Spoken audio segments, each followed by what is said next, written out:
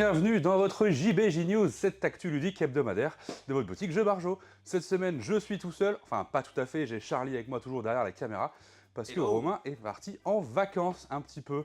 Bon, cette semaine pour le coup, il m'a laissé tout seul avec pléthore de nouveautés, hein. Comme vous pouvez le voir, on a beaucoup de choses, on est à la suite de Cannes, donc vraiment là, les sorties arrivent. Quelques trucs qu'on avait reçus en retard la semaine dernière que je vais vous présenter, et écoutez, c'est parti! Alors cette semaine, petite nouveauté pour ceux qui connaissent, on a eu Wingspan il y a quelques années, on a eu un petit peu sa suite spirituelle Wyrmspan, un peu plus technique, un peu plus expert, et là nous avons Finspan.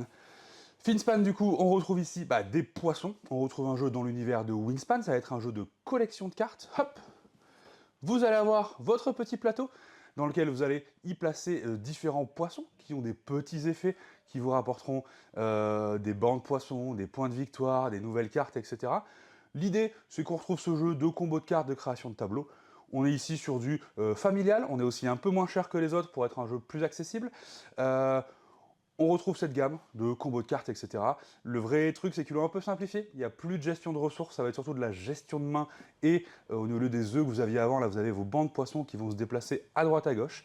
Donc vous retrouvez un peu cette gamme-là. Si vous avez aimé les deux premiers ou si vous ne connaissez pas, Finspan, c'est la version un peu plus accessible. N'hésitez pas à venir nous poser des questions ou chercher ça en boutique directement. Je suis tête en l'air. J'avais oublié dans l'intro un grand attendu de cette semaine, c'est Zenith. Zenith, ce jeu à 2 joueurs ou 4 joueurs dans lequel vous allez vous affronter pour contrôler un petit peu un Sénat planétaire. Donc c'est un jeu qui a fait beaucoup parler de lui, qui était attendu par beaucoup de joueurs. Nous à la boutique on a vraiment adoré, le mode 2 joueurs est très sympa, le mode 4 joueurs est peut-être encore plus sympa, ça va dépendre de vous. Zenith, qu'est-ce que c'est? Donc comme je disais, c'est un petit jeu d'affrontement sur lequel vous allez retrouver un plateau avec plusieurs planètes comme ceci. Ça va être un jeu de cartes globalement et de tir à la corde. Pourquoi? Vous allez essayer de choper un petit peu du contrôle chez les différentes planètes pour les ramener vers vous, en jouant des cartes dans les différentes colonnes qui correspondent aux planètes. Attention, puisque votre adversaire il va essayer de ramener les planètes de son côté. Si une planète arrive totalement chez vous, vous gagnez le contrôle de celle-ci, vous avez 1 d'influence dans la planète en question. A noter que pour gagner la partie, vous allez avoir besoin soit de 3 influences chez la même planète, soit 4 planètes différentes, soit 5 planètes, on s'en fiche des couleurs ou d'où elles proviennent. Donc je disais, vos cartes, soit vous allez les jouer en payant leur coût dans les différentes colonnes, ça va vous permettre souvent d'influencer la planète en question et des petits effets en supplément, soit vous allez pouvoir la défausser, puisqu'en effet, des deux côtés du plateau, vous allez avoir des effets en fonction de ce que vous défaussez. Vous allez pouvoir soit payer du zénithium pour augmenter sur une piste de technologie qui vous permettra de faire de plus en plus d'effets efficaces, ou de l'autre côté, vous avez un petit plateau qui en font des actions un peu plus basiques, mais quand vous défaussez, vous allez pouvoir piocher des nouvelles cartes ou faire des petits effets spécifiques. Du coup, la carte que vous défaussez, elle a une influence, la carte que vous jouez aussi. Donc vraiment, c'est un jeu très malin, beaucoup d'effets de cartes assez variés, un peu de gestion de ressources. Vraiment, nous, on a adoré. Le truc assez cool, c'est quand vous jouez en 2 contre 2, moi je joue sur une partie des planètes et mon allié sur l'autre partie. La planète centrale, la Terre, on peut tous les deux y jouer. On peut se communiquer sur ce qu'on a, mais attention parce que l'équipe d'en face, elle entend. Donc il va falloir être assez astucieux. Le côté j'aimerais que tu fasses ça, je peux faire ci, je peux faire ça, est très très cool. Vraiment, si vous voulez un jeu à 2 assez sympa ou à 4 joueurs, Zenith, foncez, c'est vraiment incroyable. Encore du jeu à 2, en effet là c'est un peu le truc qui va arriver en ce moment, il y a beaucoup de jeux à 2 qui ont été présentés. Encore un jeu du même illustrateur, pour le coup c'est assez rigolo, c'est Nayad qui a bossé sur les deux.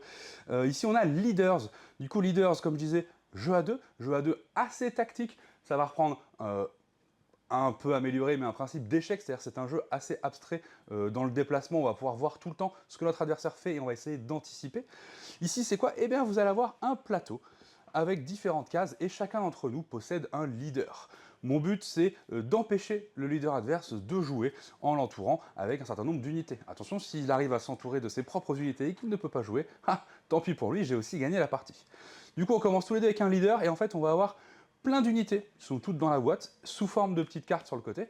À mon tour de jeu, je vais pouvoir recruter une nouvelle unité, du coup prendre son jeton et le faire venir sur le plateau. Puis, soit déplacer mes unités, soit activer leur capacité. En effet, chacune des unités du jeu a des capacités asymétriques, différentes, qui vont vous permettre de prévoir un petit peu comment bloquer l'adversaire. D'autres vont le faire de loin, d'autres de près, d'autres ont des meilleurs déplacements, etc., etc. Quand on a tous les deux recruté 5 unités sur le plateau, enfin 4, on en a 5 au total, là ça va être que du déplacement, que de l'anticipation, on va essayer de prévoir ce que notre adversaire il va faire, etc.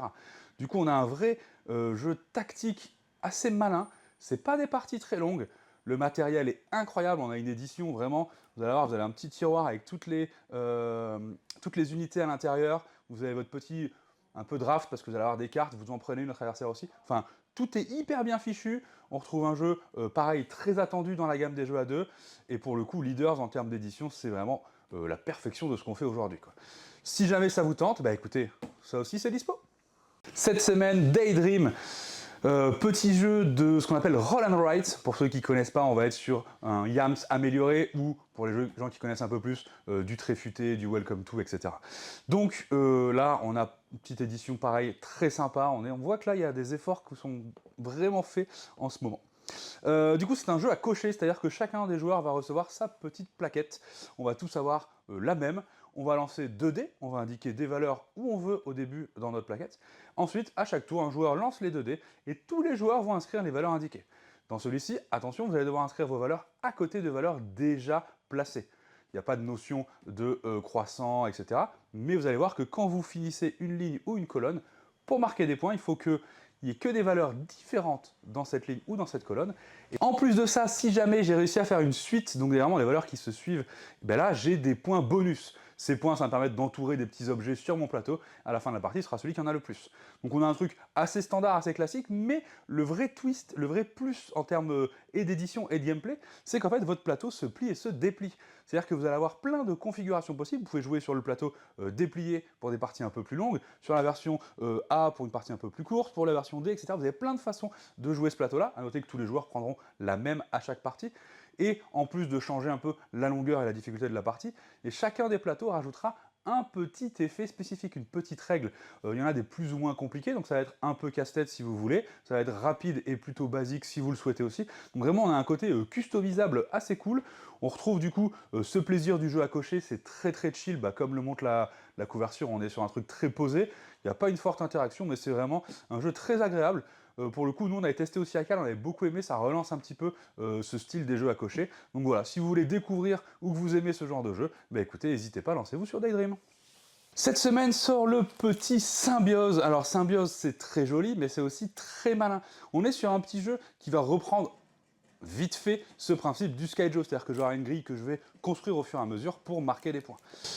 Ici quand même c'est un peu plus malin qu'un Skyjo, en effet vous allez avoir une grille chacun de 8 cartes, 4 en haut, 4 en bas. Comme dans un Skyjo au début vous commencez avec une carte révélée, ici les cartes, en fait ça va être le but, ça va avoir le plus de points, et chaque carte va avoir une façon de scorer un peu différente. Je sais pas trop si vous arrivez à le voir d'ici là, mais il y a des cartes qui vont vous dire j'ai 1 point par symbole de grenouille, ou alors j'ai 3 points par carte rose, j'ai des points par carte bleue, etc., etc. Du coup, le vrai sel du jeu, il y a une espèce de rivière de cartes, il y a 4 cartes toujours disponibles, mais vous allez prendre une des cartes de la rivière et l'échanger chez vous. Donc comme dans Skyjo, je fais mon swap, etc. Mais ici, ce que je rends disponible déjà, ce sera pour les autres, sachant que je ne sais pas toujours ce que je rends disponible. Et en fait, là où c'est très très malin, c'est qu'en fait, vos 2 cartes de droite, elles vont scorer par rapport à la grille de votre voisin de droite. Les 2 cartes de gauche, elles vont regarder la grille de votre voisin de gauche, tandis que les 4 cartes au centre chez moi marqueront des points par rapport à ce que moi j'ai placé chez moi. Donc on a un jeu vraiment, faut réfléchir, faut regarder ce que font les autres, faut pas trop donner des cartes fortes. Des fois on va enlever des cartes juste parce que je sais que lui, il marque des points sur mes grenouilles, donc peut-être je vais enlever ma grenouille, etc. Donc vraiment Symbiose, très joli, très efficace. On est aussi sur des parties assez courtes, on est sur du 15 minutes grand max. Voilà, si vous avez aimé ce genre de jeu, petit jeu de cartes très sympa, à pas cher, Symbiose c'est pour vous. Mime Master, qu'est-ce que c'est? Un jeu de mime classique, on l'a déjà vu. Et non, Mime Master, vous allez voir, c'est un peu plus futé. C'est un jeu dans lequel vous faites mimer les autres personnes. Par exemple, je vais dire, ouais, Charlie, tends ton bras droit devant toi, tout droit. Alors, il va faire comme ça. Fais pareil pour ton bras gauche, il va faire comme ça. Maintenant, retourne ta main droite, retourne ta main gauche. Mets ta main droite sur ton avant-bras gauche, etc. Et là, il va devoir deviner ce que je suis en train de lui faire mimer. Et le truc, c'est que vous avez juste le droit de dicter et de donner des infos à l'autre, qui va les interpréter du mieux qu'il peut. Là, je vous ai fait un exemple assez simple, vous avez compris a priori que je vous ai mimé la Macarena, mais il y aura des trucs, c'est toujours des exemples assez simples, mais la vraie difficulté du jeu est dans le fait de d'écrire à l'autre, lève ton bras droit, non, le bras gauche, non, mets ta main plus à gauche, etc. Vous allez voir, ça va faire des situations un peu rocambolesques, donc on est vraiment sur un jeu de mime hyper funky. Si vous cherchez du jeu d'ambiance, écoutez, c'est dispo. C'est pas sorti cette semaine, mais on l'avait pas reçu à temps, donc je vous le présente maintenant, c'est Cocoon. Cocoon, vous allez avoir un petit jeu familial enfant, parce que c'est du D6 ans, hein, coopératif, un peu de casse-tête. Vous allez voir pourquoi il va falloir analyser, réfléchir. Votre but, ça va être de retrouver un petit peu les animaux gardiens qui se sont égarés. Sur le côté de vos petits carrés, vous allez avoir du coup des icônes avec les animaux, etc. pour savoir où mettre les choses. Attention, parce que les icônes ne sont pas visibles des 4 côtés.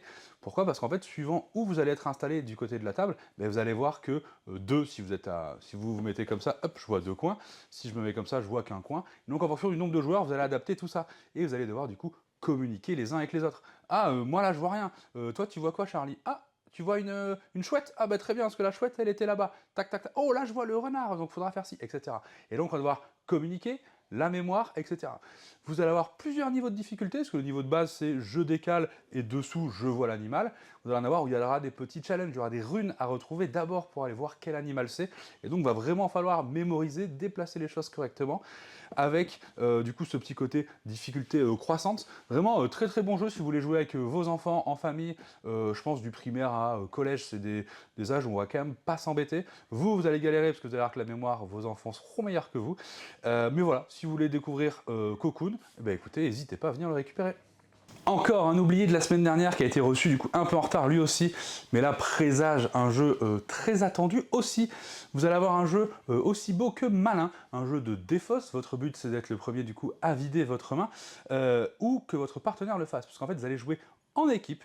Ça va se jouer à 4 joueurs, 5 ou 6. Vous aurez du coup des équipes, vous allez essayer de jouer avec vos partenaires. Vous allez avoir dans présage plein de cartes avec des couleurs, des valeurs et des effets différents. Ça va se jouer un peu comme dans un jeu de pli, c'est-à-dire que je vais jouer une valeur et les autres joueurs vont faire de même. On va regarder qui a joué la plus grande valeur et il va pouvoir défausser la carte tandis que les autres reprennent leur carte en main. A noter que là où le sel du jeu intervient, c'est que toutes les cartes ont des effets.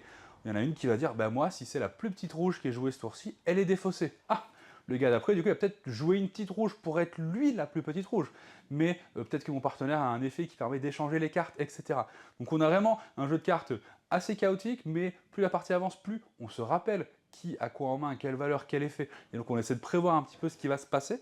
Donc c'est vraiment très malin. Nous on avait testé ça du coup à l'aéroport aussi en revenant de Cannes. Jeu très sympathique. Le côté équipe, essayer de se parler un petit peu mais pas se faire entendre par les autres. Enfin, le côté en équipe, on va parler avec notre partenaire, se donner des infos, mais il ne faut pas que ce soit trop pertinent pour que les adversaires le comprennent.